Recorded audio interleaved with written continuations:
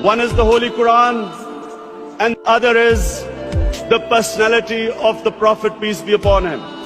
Tony Blair and George Bush say that the enemy of Western civilization is radical Islam. And why is Islam the issue? We all know that Islam believes in plurality. Muslims have lived with other religions. We have lived with Hindus, we have lived with Buddhists, we have lived with Jews, Christians. We accept, as the Quran says, Allah says in the Quran that it is through His will that we are distributed in different communities. Islam makes us into human beings, the best aspects of a human being, nobility, generosity, selflessness. And unfortunately, we do not have either the political or intellectual leadership in the Muslim world to be able to convey our point of view.